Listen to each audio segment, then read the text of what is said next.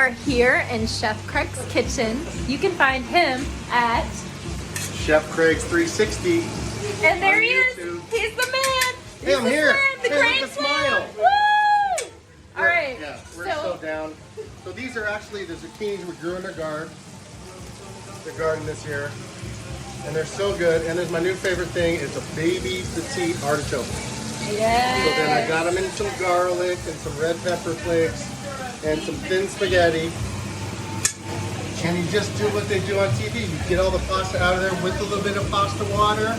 Yeah. And then you put the Reggiano in it and then you put it in front of everybody. And they just can't believe it's like so good. So hang out, stay here for a while, enjoy a glass of wine, and we'll get back in a second. Yeah.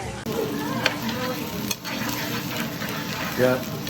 It's fresh pesto from the garden, artichoke hearts, and once again, those little amazing seedless zucchinis. Beautiful. All right, plating the pasta. So you get a scoop in there with your trusty tongs, and you just do this twist.